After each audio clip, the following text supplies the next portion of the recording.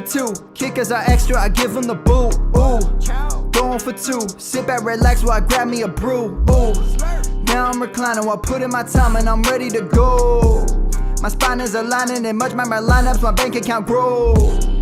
I am so rich, but knowledge is all that I'm leaving it with. Ooh, listen to this. Multiple options, how far can I get? Ooh, DFS Dynasty redraft tonight, I'm not finishing last. I'm finishing past any and all, I am looking to last. What else? This spot is popping and I am so locked in and only opening the door when it is opportunity knocking. And all of these spots keep on talking and talking. So what are we talking? What kind of alignment? And running it deep, even players forgotten or came from the bottom or hitting that top end. And this spot is popping, yeah, this spot is popping. And woo, this is the armchair, yeah. Put up your arms, yeah. Sound the alarm, yeah, yeah, yeah. Ooh.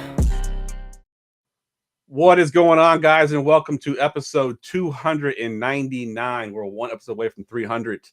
This, of course, is the Armchair Fantasy Show. We can find us on the Going for Two Live network on YouTube, Twitter, Facebook Live, and Twitch, and, of course, syndicated on all major podcast networks. I'm here with my single co-host tonight. Unfortunately, Gerson is a little under the weather. He couldn't make it tonight. Thought maybe he'd pull a Jordan flu game, but he's not going to make it tonight. So, Tim, what's up, man? So, yeah, I'm still holding out. He might show up mid-show. I haven't given up hope. But I'm glad to be here. Week 13, I can't believe it. How are we already at week 13? Feels like this year's kind of flown by. But coming off a good week for me, man. Great Thanksgiving Day. Good day on Sunday. So I want to keep it rolling. Good stuff. Yeah, good stuff. So, yeah, our last show was the show before Thanksgiving. So it's been a little bit before we were on here. I see Jared in the chat right there talking trash about my Pelicans jersey. They're actually good this year, so I can wear this jersey. So not much chance I get to wear this jersey, so I'm wearing it tonight. Yeah, so yeah, I had a good Thursday as well, and also a really good Sunday. Probably my best Sunday of the year so far. I crushed it on Sunday. So yeah, definitely a good couple of days there. Let's go ahead and get into the rewind. The weekly rewind. Rewind. All right, one good, one bad. Tim, what you got? Yeah, my one good was Geno Smith. I said he was going to be my cash game quarterback. Ended up having 24 DraftKings points, so he more than paid off his salary. But more than anything, the one good last week was our show's accuracy. We did the show on Wednesday. Not only were all of our Thanksgiving plays good, but a lot of our Sunday plays, including one you're going to talk about here in a second, were all still not only viable, but basically locks by Sunday morning. So for a show we did Wednesday, man, I thought we did really good. My one bad was Juju Smith-Schuster. He ended up getting cleared, right? Supposed to be full participant, but he didn't play a full slate, right, last week. And we learned that Patrick Mahomes tried to tell us the truth.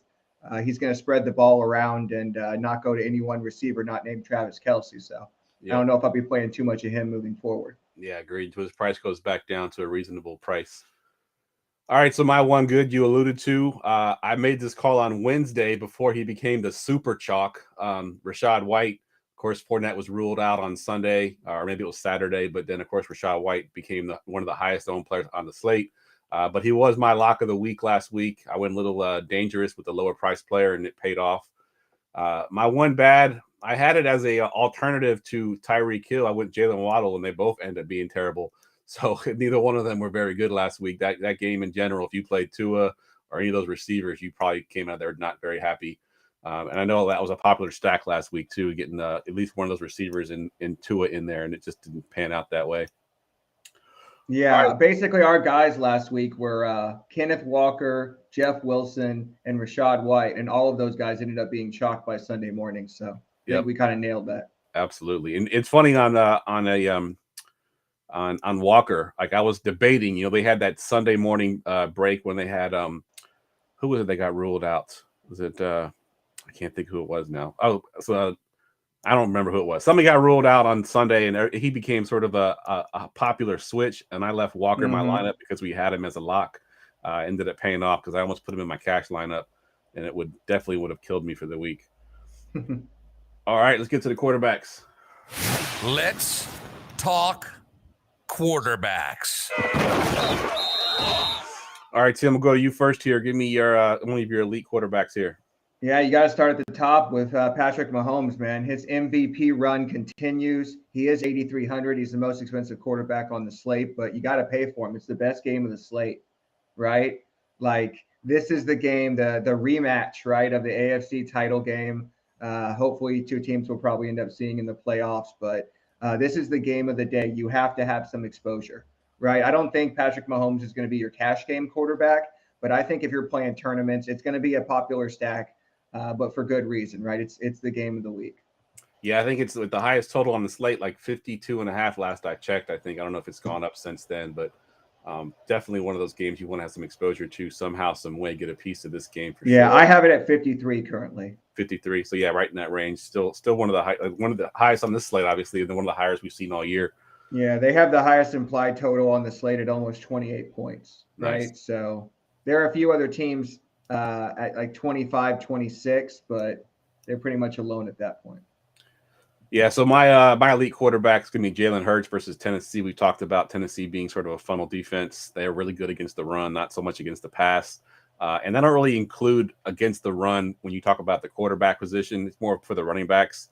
So I don't think they're going to slow Hurts down. If he decides he wants to scramble, I do think he's still going to get his yards. And at 8K, I think he gives you a little bit of relief from Patrick Mahomes if you want to pay up for the quarterback. So Jalen Hurts will be my elite quarterback. You have one more guy in the elite. I have him as a mid-tier. He's kind of on that sort of precipice there. Give me your last quarterback there. I agree. Yeah, he's the big question of the week, right? We saw Jalen Hurts absolutely destroy my Packers on Sunday Night Football, both through the air and on the ground. And there's a good chance Justin Fields does it to us this week. So it's going to be real tough. We've seen him have those 100+ yard rushing games. At 7,400, he's almost 1,000 cheaper than Mahomes, and he's got 2 games this year over 40 DraftKings points. So I think his options for stacking are kind of tough. Yeah. But it's going to be harder for me to not want to play him in cash if he really is 100%.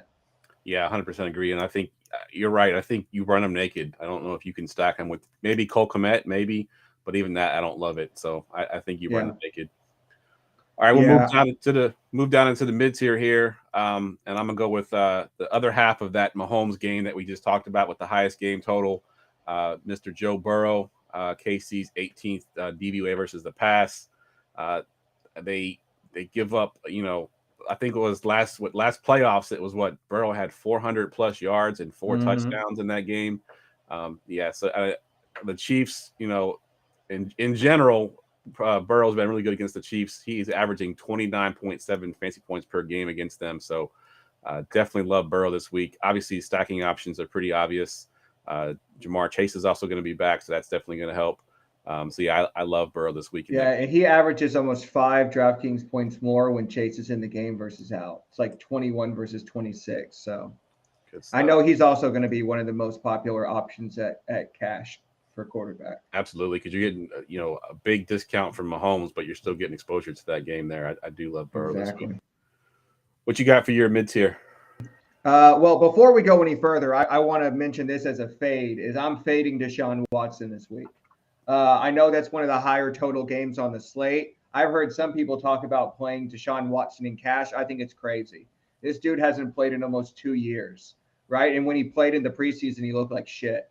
So, okay, I get it's against the Houston Texans, but, you run the ball against the Houston Texans, right? I mean, their passive, defense isn't excellent, but I think Cleveland's game plan going into this game is going to be setting up easy plays for Watson and trying to run the ball. And so at 6,500, he's not a value, right? There's, 2 or 3 different quarterbacks we're going to talk about that are cheaper than him that I think have the same floor. So I'm fading Watson for the most part. Yeah, I'm with you. Especially with Njoku out. I think that hurt him a good bit. Yeah, agreed. And yeah, I'm definitely fading Watson as well. I want to see it. We haven't seen it in almost 2 years. And I just, it's going to be, not only is it going to be his first game in 2 years, but the emotion and everything else that's going into that game. It's going to be a crazy atmosphere. So definitely don't want any piece of Watson. So my other mid-tier quarterback, I'm sorry, go ahead, Tim. What are you going to say? No, go ahead. We have the same guy remaining. Go ahead. Yeah, so I'll talk about a little bit about Justin Herbert. Of course, we've mentioned many times on this show to Gerson's dismay that Vegas are not good against the pass. They are actually dead last DVOA versus the pass. Herbert obviously has got Keenan Allen back. It looks like DeAndre Carter and Josh Palmer are carrying the Mike Williams torch pretty well, so giving some good options there. And of course, you still got Eckler coming out of the backfield to catch passes as well. Yeah, Herbert at 7.2 is a really nice looking option. Yeah, I had a stat. So 6 times this year, a quarterback has thrown the ball on more than 80% of plays. 3 of those times, it was Justin Herbert. So they are just pass right now. They have one of the worst run blocking offensive lines in the league, and they know it. So they know what they have to do, which means that, it's just stack the passing game. And with Mike Williams unlikely to play, you know exactly where you're going to go. Absolutely. All right, let's move down into the value tier and pick one of your values there. Yeah, I'm going to go with Trevor Lawrence because I know you want to talk about the other guy. It's running quarterbacks. Any quarterback that can run even a little bit, you play against the Detroit Lions. And really, you play every quarterback against the Detroit Lions regardless, right? Some people call it the carnival or the course field or whatever you want to call it. You just play quarterbacks against the Lions, especially at home because they tend to run up the score, right? Very likely for this game to overshoot the total. Let's see, they're projected 26.5 points. But I mean, again, I think that game could overshoot. So at 5,900, he seems, he's definitely a value. I don't know that he's too cheap, but I think to fit in the other guys we want to get, that's where I'm probably going to end up going in cash. Good stuff. Yeah, I had a stat on him. I actually got in an argument in one of my dynasty leagues over Trevor Lawrence. Some guy was trying to convince me that he'd be out of the league in 2 years. So I was like, let me look at some stats on this guy. So since week 9, he has a 76.9 completion percentage, which is just insane. Yeah. He's got 3 straight games with a passer rating over 100. No INTs in the last 3 games. In his last 2 games, he's got 21 and 29 fantasy points. So he's balling out right now. I think we're kind of seeing the evolution of Trevor Lawrence, and against the Detroit Lions team, it's going to be a fun game to watch, and I think Lawrence is going to be up to the task for sure. Yeah, he's had 2 games this year with 6 rushes. One game he had 53 yards. So he can get, especially if they get in close, he very well may run it in. And the guy I think you made a joke on Facebook that it's like the death taxes and Jeff picking home Goff for his DFS lineups. That is correct. Yes, sir. Yeah. I'm going Jared Goff. I've mentioned it many times in this show before, but Jared Goff averages over 19 fantasy points per game at home, only 11 on the road. Jags pass defense is 30th in the league, DVOA. Second highest game total on the slate. I think I have it at 51.5. I don't know what you have it at, Tim, but it's going to be very high scoring.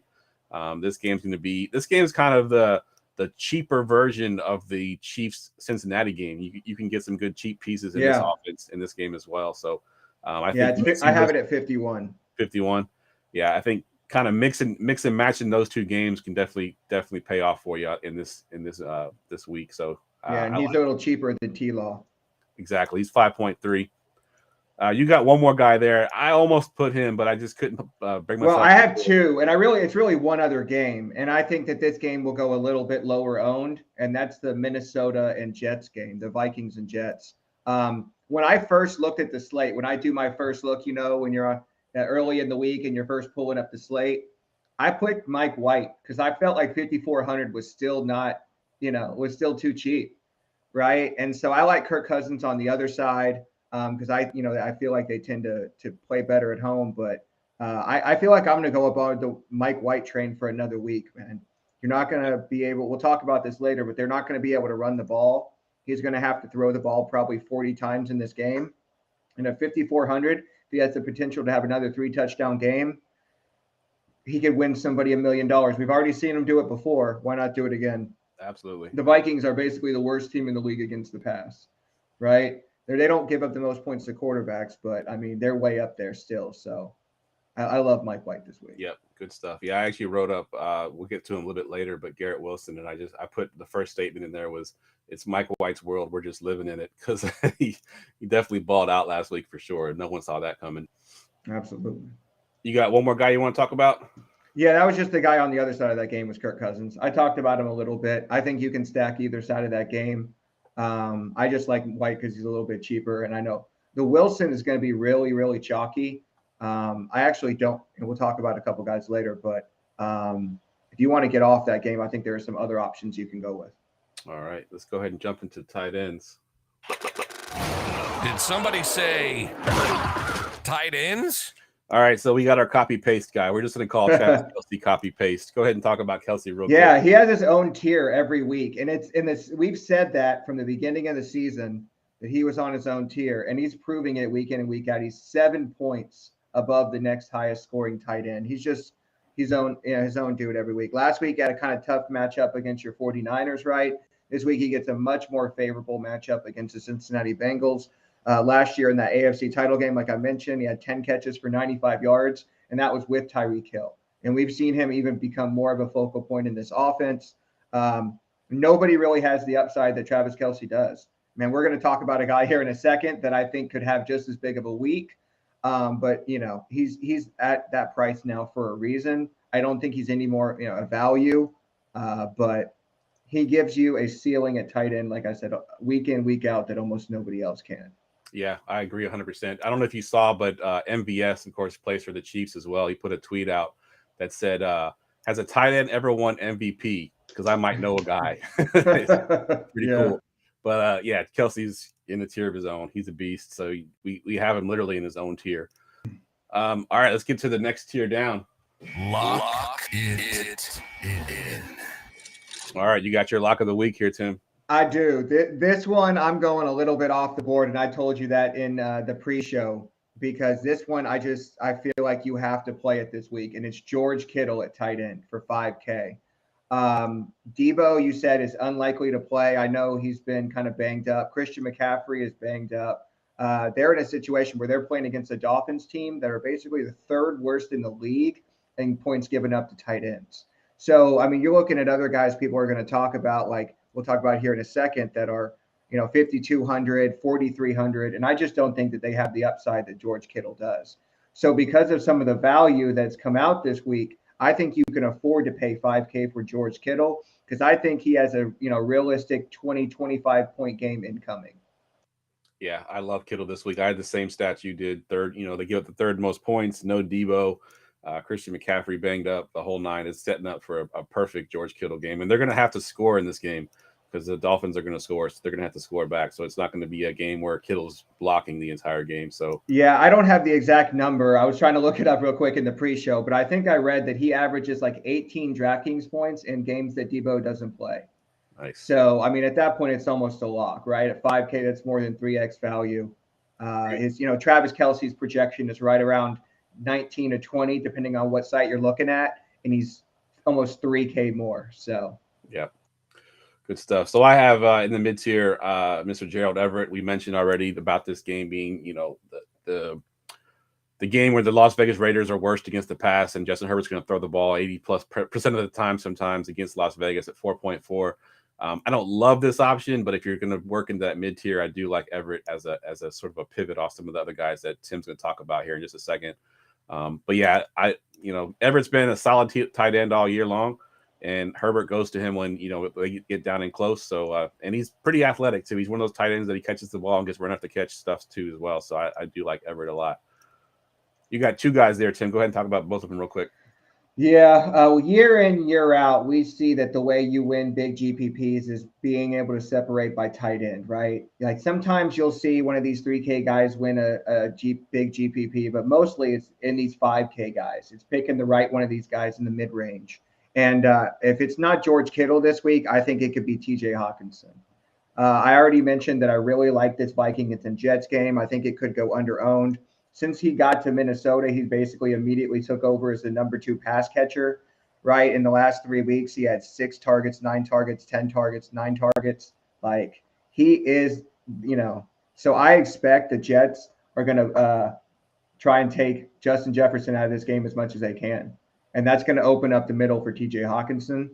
Another 10-target game incoming. Yep. Yeah, agreed 100%. And at 5,200, he's definitely a good option. And then you got. We've seen him have a 40-point game. Obviously, that was with Jared Goff, not with Kirk Cousins. But like we're talking about, if you're looking for that guy that's going to win, break the slate, as they say, 25+ points at tight end, how many guys can really do that on this slate? Agreed. right? Maybe 4. And, he's a little cheaper than some of the others. Agreed. And you got one more there. You got Muth. The Muth is loose. Exactly. Yeah, I mentioned him a little bit when I was talking about George Kittle, because I think like if you look at like projections and like points per dollar, he's popping in a lot of models, and like he fits well into builds this week. Well, I mentioned at the top of the show that I think David Njoku was going to be the chalk tight end until he got ruled out, right? And I don't think everybody's going to hop to Harrison Bryant, right? Some people might play a guy we're going to talk about here in a second, but I think a lot of guys are going to go up to Pat Freiermuth. Right. He's got, again, good, solid target volume week in and week out. He's priced right at about 4,300. But I'm going to say it, like 2 weeks ago against Cincinnati, he had 12 targets, only 4 last week against Indianapolis. But, I think he's a good play. Like if he's like your last guy in and you need that 700 down from Kittle, I get it.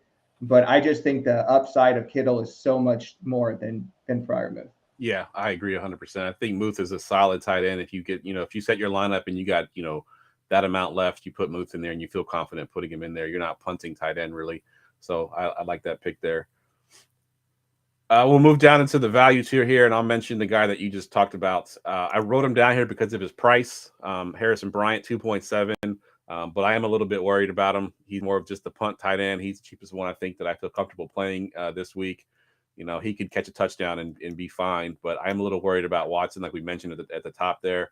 But at 2.7, he's kind of hard to ignore. So I do like him. And so you need to punt the tight end position. I think Harrison Bryant's a good option.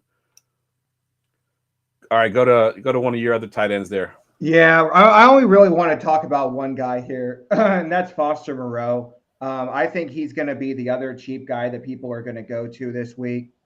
Again, he's a guy that we've consistently seen good target volume out of.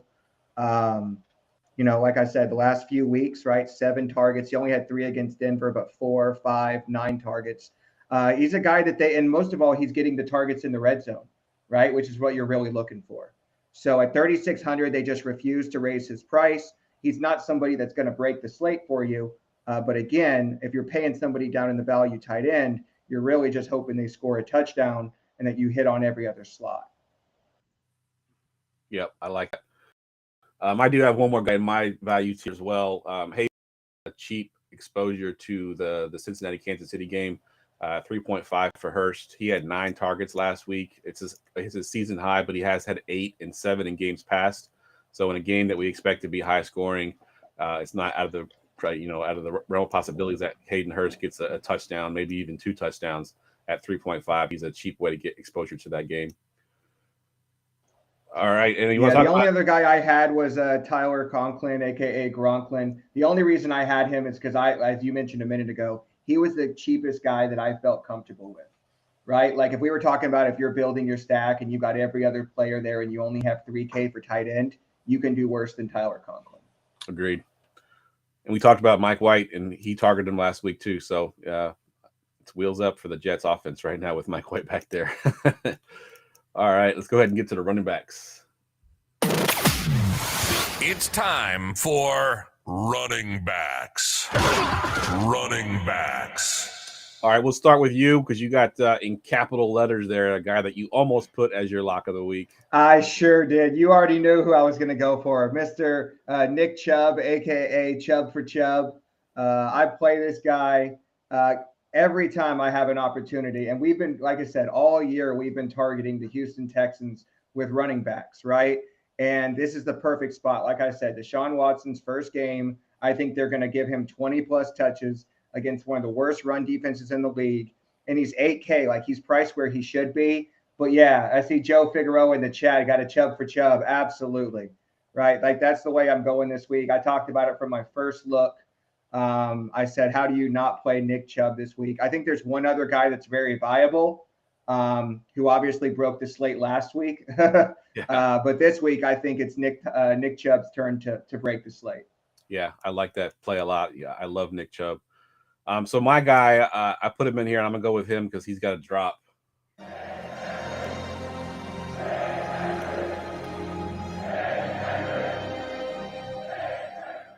Mr. King Henry at 8.1 against Philly. So 2 weeks ago, the Commanders laid the blueprint on how you beat the Eagles, and it's run the ball, and then run some more.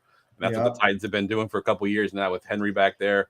I think last week the Packers tried to do it. They just fell behind. They couldn't stop the Eagles offense and had to pass the ball more than they wanted to.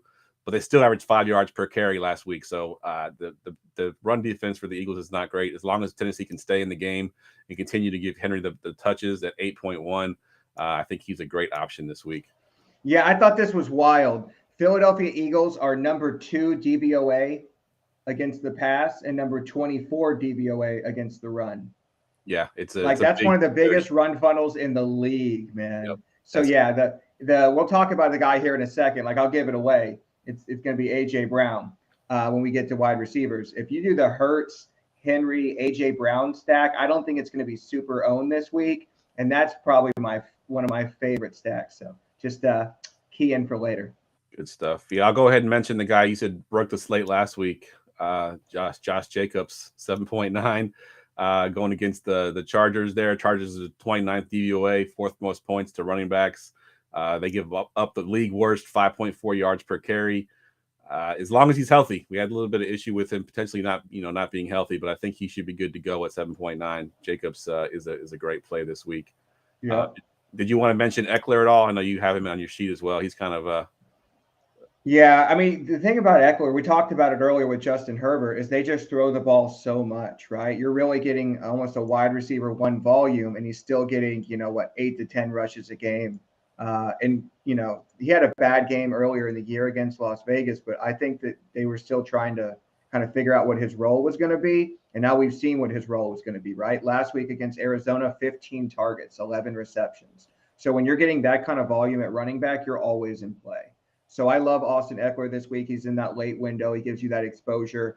And I don't think, he's going to be popular, but I don't think he'll be as popular as he normally would be because some of the other guys we're going to talk about here in a minute. Yeah, and one of those guys is my lock of the week. Lock it in. All right, so yeah, if you saw on YouTube or if you saw the link anywhere on social media, I put him as our poster child for this week's show, Mr. Dameon Pierce going up against Cleveland, 5.9. Tim mentioned how bad the Texans are against the run. Well, the team that's just behind them is the Cleveland Browns, 31st DVOA versus the run. They've given up 14 RB1 or RB2 games in 11 games because they had their bye week. So they played 11 games and they've given up 14 RB1 or RB2 games, which means they gave up more than one in a game. Second worst, most points allowed versus the running backs.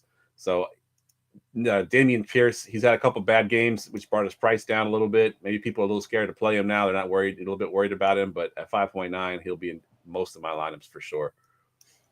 Yeah, and I think it's entirely possible Cleveland comes out slow. Like, the thing about Dameon Pierce is he's very game flow dependent. Yeah. Right?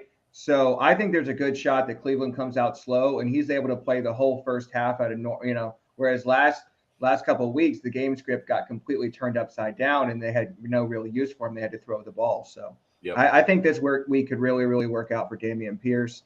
And because of some of the value that opened up, again, he'll be popular. But like you said, he should be a lock in every lineup, particularly in cash. Agreed.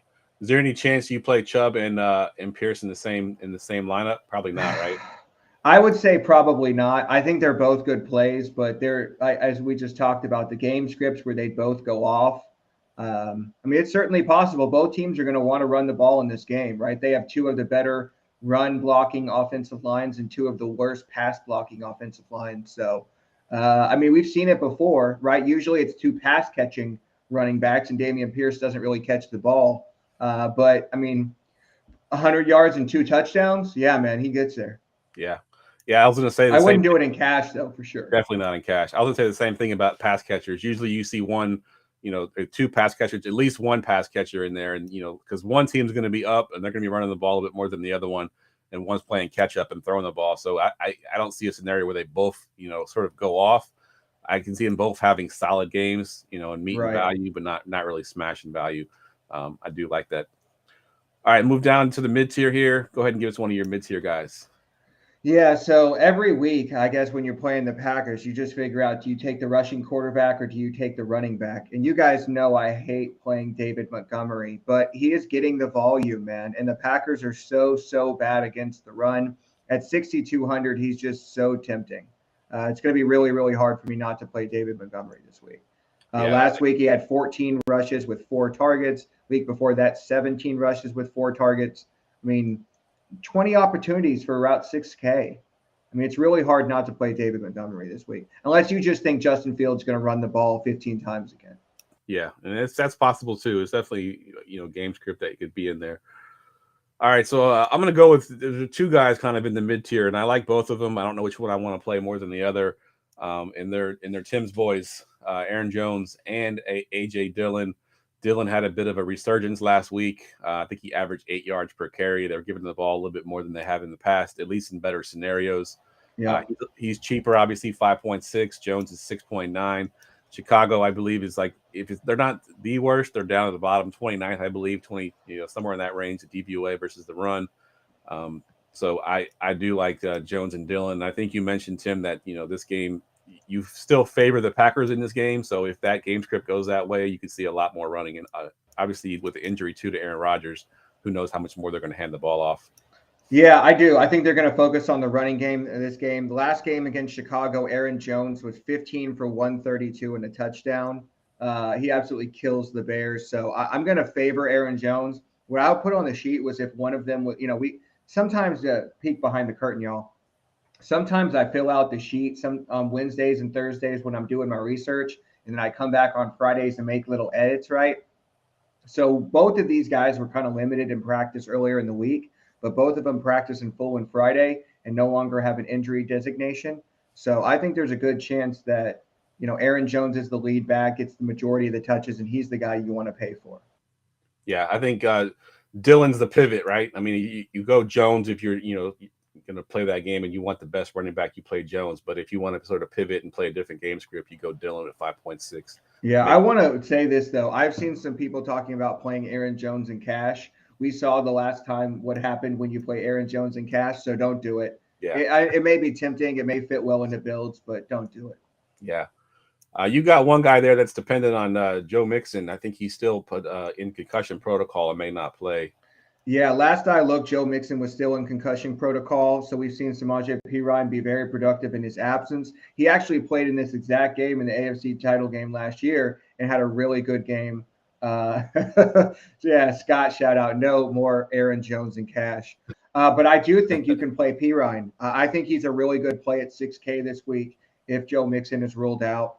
I'm not saying play him in cash, but again, we want as much exposure to this Cincinnati Kansas City Chiefs game as we can get, and to get a running back in that game for 6K that gets used in running game in the pass game, I think he's a good play. But again, only if Mixon's out.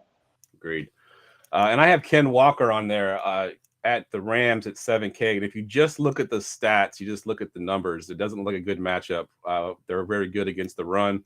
But Aaron Donald's not playing in this game, which is going to dramatically change the way this defense is going to look. So I still like Ken Walker. I think he will be lower owned because of that. I think they're showing up as 5th DVOA against the run, which usually you try to avoid that. But without Aaron Donald, that's going to change things dramatically. So give me Ken Walker at 7K there. All right. So about, 6 or 7 hours ago, we had some really good values that were there. And then all of a sudden they kind of disappeared, and me and Tim both crossed them off our list to the point that I don't even have a value running back.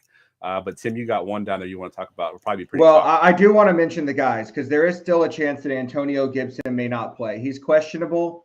He's expected to play, but if Antonio Gibson does not play, I think Brian Robinson becomes one of the most popular plays on the slate. You want to run the ball against the Giants. Washington has proven they'll give this guy 20-plus touches, and like I said, he's 5,200. So I think he'll be very popular. The guy we know is going to be popular now is Zonovan Knight. Right. Michael Carter is currently listed as doubtful. He's been basically limited all week. He's not expected to play in this game. Yeah, there's going to be some Ty Johnson. I think that we talked about it in the pre-show. The biggest thing to watch here is whether or not James Robinson is activated for Sunday. Yep. Right. If you pay attention to that Sunday final inactive report and you see James Robinson is inactive, I think Zonovan Knight at 4,600 is an absolute lock, especially in cash. As Scott in the chat says, here's to the night. That's going to be our theme this week if James Robinson is inactive. Good stuff. And one of the other guys, too, that we were kind of dependent on injury, it's kind of funny. It's kind of switched. So Najee Harris was not expected to play, so I was all over Jaylen Warren. And now Najee Harris is expected to play, and Jaylen Warren is questionable. So I did see that. He went from not being on the injury report to suddenly on the injury report. Yep. At 4.9, he would have been a good play, but obviously not anymore. All right, let's get to the we talked about it with Josh Jacobs, but I had a question. If Josh Jacobs is expected to play at this point, but if Josh Jacobs was a late scratch, are you playing one of the Raiders guys? I don't think so. I don't think so either. Okay. I think it's more of a committee at that point. I agree. But man, they just gave him so much volume last week. That was absolutely insane. Yeah, for a guy that was potentially not going to play in the game, all of a sudden he gets this huge amount of volume and just goes bonkers with it. Yeah, right, he should be okay though. Let's get to the receivers. And now, wide receivers. All right, there's a good amount of guys here in the elite tier that we're looking at. Why don't you go ahead and kick us off here, Tim? Yeah, I'm going to, for me, it's A.J. Brown, right? Not only does this match up perfectly because Tennessee Titans are such a hard pass funnel, but they also give up the most deep completions. And A.J. Brown is obviously the deep threat on that team, right? Especially since Dallas Goedert has been out. They've been using Devonta Smith on a lot more of the shorter routes, the crossing routes, the underneath stuff, and they've been using A.J. Brown down the field. But then you get the ultimate revenge factor. I love a good revenge narrative. Playing against the Tennessee Titans, who decided that they were going to trade him away for Treylon Burks, and he's going to absolutely smash them for it in this game. So 10 catch, 150, 2 touchdown game incoming for A.J. Brown. And if you don't have it, then you're going to be missing out. Absolutely. And he's even said something on Twitter about it. He didn't really come out and say that he's looking forward to, smashing them or anything, but he's made a couple comments here and there about how they kind of botched that whole thing and didn't even tell him about the trade, and finds out on draft day he's being traded and the whole nine. So he definitely wants to have a big game here. So I actually, on my weekly thread on the DFS Roundtable, I posted all of the players that have the revenge narrative this week, right? And a lot of the players are like, oh, this is a team game. It's not about one player. It's not about that team. It's about us playing what we got to do, all that kind of shit. And A.J. Brown just straight up came out. And he's like, nah, basically, fuck that team, right? That's for you, G. Right? Like they botched that whole deal and they got rid of me for, somebody. And I still got it. So I think he's just going to absolutely torch him this week. When the revenge matches up with the scheme, oh, man, lock it in. Good stuff. And we have someone who doesn't make a lot of appearances in the show, but the B League. If you watch this show before our show, he does the B League pick'ems for Underdog. But he wants to know who's the better play, Mike White or Jared Goff this week, Tim? For me, it's Mike White.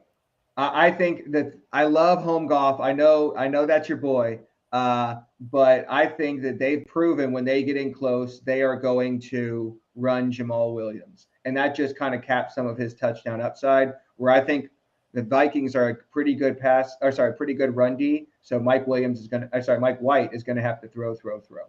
Yeah, I mean, you mentioned I'm going golf, so we didn't really help you out there, B League. If we had Gerson here, we could have broke the tie. And the league is the chat is split too. We got Kyle Sinra saying I'm going golf, and Joe Figueroa saying Mike White.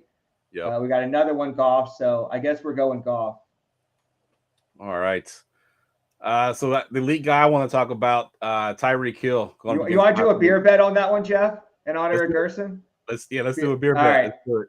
There you go. All right, there it is for y'all. A beer bet: Mike White versus Jared Goff. Yep. As long as they both stay healthy. If one of them gets hurt, scratch the bet. But if they're both healthy to the end of the game, then yeah, that's Look good. All right. So Tyreek Hill. I watched obviously the last game against the 49ers, and the Cardinals figured out sort of a way to beat the defense for the 49ers is basically put your best receiver in the slot. Exactly right. Match him up with Jimmy Ward. Yep, exactly. So, D-Hop was being shadowed by Shavarius Ward, who did not follow him into the slot. So they just kept putting D-Hop in the slot continually. And every time I saw him in the slot, I knew where they were going. So Tyreek Hill is lined up in the slot this year at 28% of the time, which isn't a ton. But I do think they put him in the slot a little bit more often this week to get him some touches. So, I think Tyreek Hill has a big week against us. I hope he doesn't, but if I play in my lineups, I kind of hedge my bets there. And if he goes off, I'll at least have him in my lineups. Yeah, I actually thought the same thing. Is I feel like they've been using Tyreek Hill in the slot more recently and using Waddle and like Sherfield and guys like River Craycraft outside, which is just really crazy, just the way Mike McDaniels can use all that guy. But I love Tyreek Hill this week.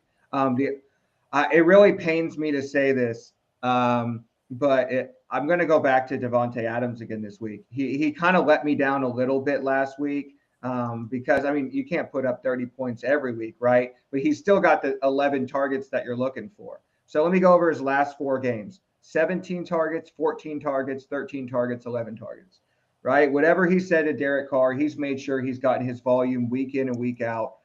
We've talked about, I think this is going to be a shootout game between the Chargers and the Raiders. And at 87, you're looking for guys who can break the slate, right? People are going to, I haven't looked at his ownership. Give me a second. I can look it up. But when I was looking at it earlier, he wasn't too high, right? Yeah, I got it. Yeah. I don't have receivers pulled up. Okay, I was going to say, I have him at like 15%, which is a little high, but it's not so high that you don't play him. Yeah, and he's got that, 40-point type upside that only a few guys have. Yeah, and people are going to be a little bit scared of him too because of what he did to them last week. So actually, I have him quite lower. I got him at 9.6% ownership. So that can change before this. I like him much better around 10, but either way, I think he's in play. Agreed. I'll just mention the last guy. He's pretty much there all the time. Justin Jefferson, 8.9 versus the Jets. You could play him. Obviously, you could play him pretty much any week. He's matchup proof. So let's go ahead and move down into the value or the mid tier here. And this guy was your lock of the week till about a minute before the show started. So talk about the Sun God. Yep. So this is a shout out to the chat who says that, I always, try and go with the easy plays. I wasn't going to let that happen this week. I think Amon-Ra St. Brown is kind of the clear lock in cash this week. He should be locked into your lineups. He's going to be 30+% owned in tournaments and probably 50+% owned in cash. His target volume at 7,100 is just insane. Since TJ Hawkinson has left, he's commanded almost 30% market share of Jared Goff's targets. And he runs the majority of his routes out of the slot. And the Jacksonville, you beat them through the slot, right? Their outside receivers are actually pretty decent, but their slot corner is terrible. So I think this is going to be one of those games where home Goff just peppers. So if I end up losing this beer bet, it's because the Sun God has like 2 touchdowns and 150 yards. All right, so I'm going to mention Keenan Allen. I mentioned him pretty much every time he's in that below 7K range, but I want to talk about Christian Kirk in that same game, one against Detroit at 6.3. These are his targets over the last couple of weeks. 10 targets, 7 targets, 9 targets, 12 targets, 9 targets. He proved us all wrong, right? In the offseason, we're all like, oh, man, this guy got a receiver 1 contract, and he's not that good. Well, he's balling out this year, and him and Trevor Lawrence have a good connection. In that high total game, I like Christian Kirk a lot. I like the other guy, too. We'll talk about here in just a minute. But both receivers there are pretty good. Oh, I thought you were going to talk about your boy for sure, because every week we're playing Keenan Allen. Yeah. And we're seeing that last week they were still kind of scaling him up a little bit, but this week he's going to be full go. And Keenan Allen absolutely owns the Raiders. Throughout his career, he has classically owned this team. I looked at it earlier again. He's averaging almost 20 DraftKings points against the Raiders. Like I said, 6,500. I don't know if he's quite a lock, but he's very close to a lock. There are a lot of guys in this mid-range, like you said, Kirk, Allen, St. Brown, another guy we're going to talk about here in a second, that are all so good. You can only play so many of them, man. But I think this mid-range is where you're going to be living, particularly in cash this week. Yeah, agreed. So we do have 2 more mid-tiers here. We got plenty of time to get to them. So I'm going to talk about, another guy in that Chargers offense that I mentioned earlier. Mr. Palmer at 5.6 going against the I have him against the Chargers. Obviously, he's playing against Las Vegas. I wrote him down going against the Chargers. But yeah, so 5.6. I think him and DeAndre Carter seem to be alternating good games with Mike Williams out. And I think this will be the Palmer week at 5.6. I think he's a good play. And you have a guy that I wanted to put him in there, but man, he's burned me the last 2 weeks. Yeah. So before I do, I want to talk about T. Higgins. I think a lot of people are going to be going to Jamar Chase this week because he's expected to be back. And I think the play is T. Higgins. He's proven multiple times that he can go off even when Chase is in the game. But I think from a scheme fit, this is going to be a week where they're going to try and take Chase out of the game, and it's going to be a T. Higgins one-on-one down the sideline week. And we've seen him have those 40-point-plus weeks. So like last week, obviously Chase was out. There was a lot of traffic on T. Higgins. This week, I think he'll come in a lower percentage. So I'm all over T. Higgins this week. But the guy that you alluded to was Terry McLaurin. Yes, he has absolutely burned me the last 2 weeks. He was almost my one bad. Last week, it came down to Juju versus Terry McLaurin. And in the end, it didn't matter because they both sucked. Thankfully, that didn't matter. But I think this is a perfect, again, we're talking scheme fit. The way the Giants play defense, cover one means they're going to be playing a lot of man on man. And Terry McLaurin absolutely kills man defense. So at 5,800, he's the same price he's been. He's still been getting good volume, but now you're going to get him at a lower ownership because people are like, oh man, he's burned me the last couple of weeks. That recency bias is going to get him good. So Go back to McLaurin. The volume's been there. The points will come this week. Agreed. All right, we'll move down into the value tier, and I'm going to pick one of the values that won't be as chalky as some of the guys we'll talk about. Mr. George Pickens at 5.1 versus Atlanta. They're 29th versus the pass, and we've seen that Kenny Pickett loves throwing to Pickens. He seems to have that connection with him, and I think at 5.1, there's some guys in that same range that are going to be chalky that we'll talk about here in a second. I think he's the one that's going to kind of slide in the background there, and he'll be he could have a big game against Atlanta. Yeah, I think that if Amon-Ra St. Brown is not the highest owned wide receiver on the slate, it's because it's going to be Garrett Wilson. Garrett Wilson is absolute stone chalk this week at 5,300. We saw Mike White last week basically look up and try and find Garrett Wilson on especially when they got in the red zone. Yep. I mean, it was insane. I mean, he smashed last week, but the volume and the targets were there. It wasn't just the touchdowns. And I don't think they raised his price enough. You know, like I said, this guy's going to be 25+% owned in tournaments and probably 40+% owned in cash. You almost have to have him. If you don't, and like he goes off like he did last week, we've talked about it. Minnesota Vikings basically give up the most points to wide receivers, particularly outside wide receivers. So, I mean, it just everything lines up for a Stone Wilson smash week. I love it. So currently, RotoGrinders has this guy as the number 2. I think they have Garrett Wilson at number 3, but they have Zay Jones as the second highest owned receiver at 4.9. Yeah. He is showing up as questionable, so make sure you check his status. I've already mentioned Christian Kirk and his connection. Well, Zay Jones has been coming on of recent. He has a couple games here where he had 10 targets in week 10 and then 14 targets in week 12, which is last week. So I definitely love Zay Jones this week at 4.9. Just make sure he's going to be in the game. So we think we mentioned basically every viable play in this game. So yeah. Play anybody from this game pretty much. So I generally don't like to recommend Packers, and I kind of almost skipped over talking about Aaron Jones earlier. But I'm sick of not talking about this guy, and it's Christian Watson. The last couple of weeks, this dude has been absolutely smashing. I've been playing him and trying to kind of keep it low key, like, oh man, I don't want to recommend a Packer again after Aaron Rodgers and Aaron Jones burned so many people. But dude, his not the volume is there as well. But again, they're targeting him in the red zone. And you saw what was the quote from Darius Slay? When somebody's so fast that somebody takes the right angle and you just outrun their angle, that dude's fast. Yes. You know what I mean? And that's what Christian Watson is. He's fast. So I already talked about it at the top of the show. I'm not playing Aaron Rodgers stacks this week, but I do want pieces of this game. And the guy that I think has the best opportunity to actually smash value is Christian Watson. Yep, I love that call. So we have a couple more guys in our value tier here, but I want to make sure we get to the rest of the stuff here. So that we're just going to mention a few guys. I really want to give out the shout out to Gerson, because last week Gerson's sick call of the week last week was Sky Moore. And even though from our metric he didn't hit value, right? the targets were there. Like they used him more than almost anybody not named Travis Kelce. And I think they're going to continue to use him more and more as you go on. And he's only 3,100. Yeah. Like at 3,100, you need less than 10 DraftKings points to hit value. And you can fit in like literally everything else on the slate, right? And so I'm going to be very tempted to have be overexposed on Sky Moore this week. Because, I mean, he has a realistic target expectation of like 6 or 7 targets at 3,100. Yeah. I mean, he's playing that kind of Mecole Hardman role right now. We talked about it. MVS is not 100%, right? They're moving the ball around to different, at this point, how can you really project much more volume for Juju than you can for Sky Moore? And it's a 2,500 difference. Yeah. Like, it's really kind of insane. So it's funny because when he came into the league, we did our rookie profiles over the summer. We got a lot of comps to Deebo Samuel.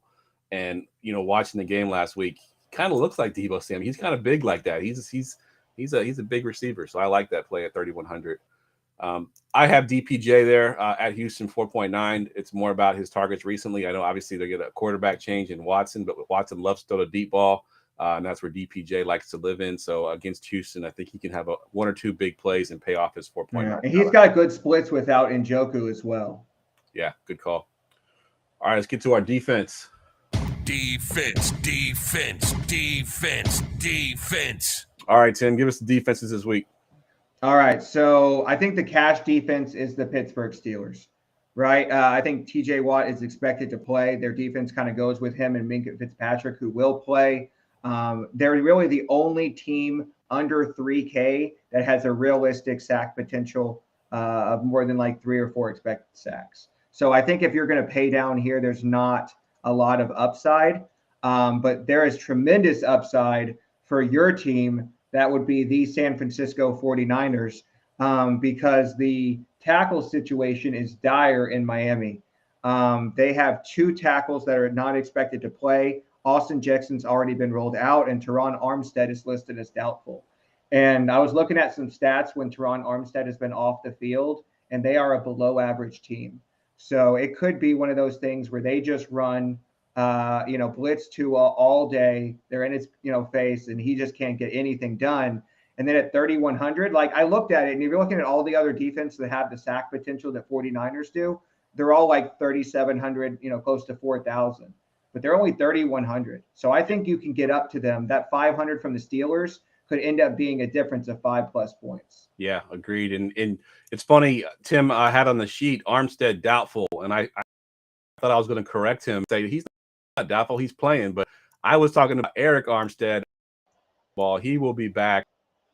He's a game wrecker. He obviously can to teams in what's free sacks.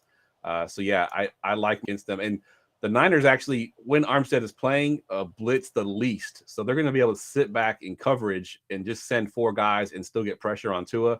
I think that'll be the game plan. So I definitely like the defense this week.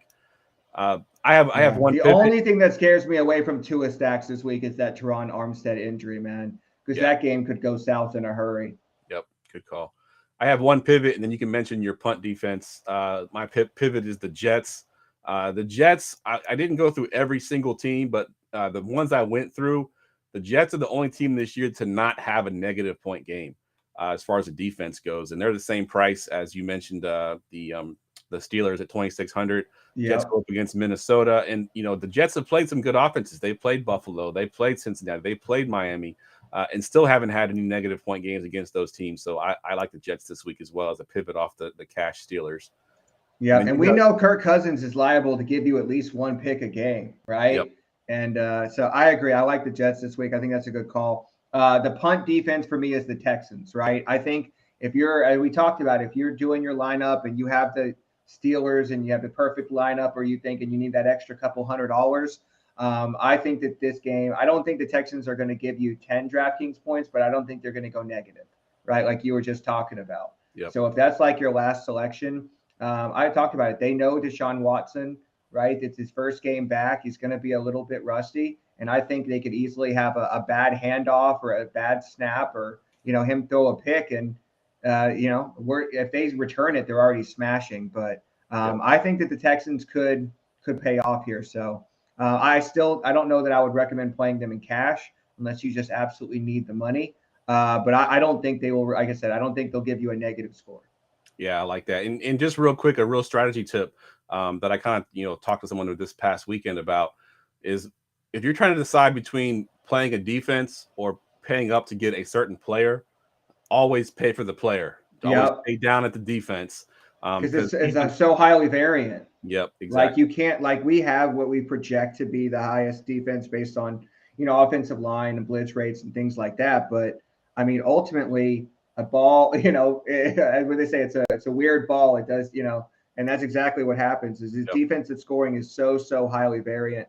I was looking it up while we were in this, that Houston's average, 18th in terms of pressure rate. But I mean, like I said, all they need is a little bit. At 2,300, what do you really need? Yep, agreed. All right, let's get to our stacks. Goingfor2.com's weekly stack report. All right, Tim, you go first here. Give me your stack this week. All right. I mentioned it earlier in the show. It's going to be Jalen Hurts, A.J. Brown, and Derrick Henry, a.k.a. All Hail King Henry. It's an expensive stack. But I think we talked about a number of value players that you can put around them to be able to fit that stack. One guy we didn't talk about that's been getting a lot of runs since Dallas Goedert's been out has been Quez Watkins. So if you do want a cheap guy to stick in that stack, you could go Hurts, Brown, Watkins, and Henry. Yeah, I like that. So you can also go with Burks on the other side, but we talked about how Philly's – I'm really kind of out on Burks this week because we talked about Philly's basically the biggest run funnel or one of the biggest run funnels in the league. Yep. So I think the trail on Burks train takes a week off this week. Agreed. Unless Henry fumbles the ball again and Burks recovers it in the end zone. Man, how lucky was that? So my stack originally, I'm going to go ahead and give both stacks. I had Jared Goff with the Sun God and then coming back with either Zay Jones or Christian Kirk. But then I thought about it, and I want to get both Christian Kirk and Zay Jones into this lineup. I'm going to go the T-Law side, get Trevor Lawrence, Christian Kirk, get Zay Jones in there, and then bring it back with the Sun God. This gets good exposure to this game. I do think it's going to be a shootout. I think we're going to see a very Eagles-Lions. If you remember that back from week 1 when it was like a super high-scoring game, I think it's going to be similar to that this week. So I want the exposure to that game. I'll probably run both stacks opposite of each other in the same contest. So yeah. And, Gerson telepathically communicated to me his stack this week. It's Patrick Mahomes, Travis Kelce, and T. Higgins. So that is the Gerson stack of the week. Nice. That's definitely a Gerson stack because it's an expensive stack that he likes to play in those tournaments. That's a good stack. All right, let's get to the sick call. And now, the sick call of the week. All right, Tim, kick us off here. Who's your sick call? Yeah, so you mentioned we talked about every viable player in the Detroit-Jacksonville game, right? No, we did not talk about DJ Chark. And I'm not going to sing the song, but I will talk about the revenge narrative. Since he's come back, like we talked about, they've been struggling to find that number 2 receiver since TJ Hawkinson left behind Amon-Ra St. Brown. And the last couple of weeks, man, it looks like it's been DJ Chark. So last week he had 5 targets. He only had 1 the week before, but I think he's going to see even more this week, and he's 3,800. Yeah. So if you're looking for somebody that can get open against this Jacksonville defense, and you get the revenge narrative to go along with it. So DJ Chark, revenge week is my sick call. I love it. And Jameson Williams is going to take another week off. He'll come back next week. I do think he would cut into that little bit of workload, but Chark, good sick call for the week. All right, so my guy was a sick call way back in week 2. It was more about me just kind of pumping up my guy. I like this guy a lot. It's Mr. Jordan Mason for the 49ers. We mentioned already that Christian McCaffrey's a little banged up. TDP has been banged up. I think he's going to be back this week. They obviously have Travis Coleman. I can't think of his name now. Tevin Coleman. Yeah, Tevin Coleman on the practice squad that they could bring up. But there was a comment from Jimmy Garoppolo that leads me to believe that Jordan Mason is going to be the guy you want. I'll just read what he said. He says he makes it tough on the defenses, and I think those are body blows that wear you down in the fourth quarter. So it'll be interesting to see him with a full game. So that full game part there is the part that got me. It makes me sound like he's the number 2 option there. So if for any reason Christian McCaffrey, doesn't play a full load of snaps or God forbid gets hurt again, Jordan Mason is the guy against Miami, and they're not very good against the run. So at 4.5, I like Jordan Mason this week as my sick call. Yeah, I sent you a video today from Establish the Run, and everybody should go watch this video. It's called Nerdy by Nature. It's on the ETR Twitter. I told you there's no analysis involved, but I'm down with TDP as in Tyrion Davis Price. I thought it was an excellent video, made me laugh. Yeah. I love the old school rap jams, and it's kind of one of the themes of our show. So Jeff is not down with TDP this week. He's telling you to play Jordan Mason. Yeah, and funny story on that video. So Tim sent me that video at work, and I couldn't watch it. And he said, it's a great video. You got to watch it. So tonight I'm getting set up for my research for the show, and I have my computer with, I got 3 monitors, so I have it set up. And I put the video on my right monitor, like thinking I'm going to listen to this to do some research because I think, Tim said it's a good video to listen to. And it starts playing the down with TDP. I'm like, what the heck is this? I was so confused. But yeah, it's definitely worth checking out, guys, if you haven't seen it yet. It's awesome. Yeah, so we want to give a shout out to Gerson. Obviously, he's sick. Didn't make the show tonight, but we're thinking about you, G. I know you'll catch her later. And he's scheduled to be on the Sunday show this week? As far as I know, yeah, he'll still be on the Sunday show. So if you missed him tonight, he should be there, hopefully. Well, if you want the answers to the test, tune in on Sunday. Absolutely. Absolutely. All right, Tim, let's go ahead and get out of here, man. Go ahead and give us the Facebook and the Twitter. Yeah, obviously, check out my thread every week, DFS Roundtable. Week 13 thread, I do all of my charts and graphs, get a good conversation going there. And then you can always find me on Twitter at KetoDFS. Good stuff. As usual, guys, you can find me on Twitter at JeffLambert77. So just some programming notes here. In the past, we've kind of stopped doing our DFS shows around week 15, week 16. And our show next week for the Wednesday show will be the last show of this year. The DFS show, I'm still not sure what our last week will be, but we are getting down towards the end here.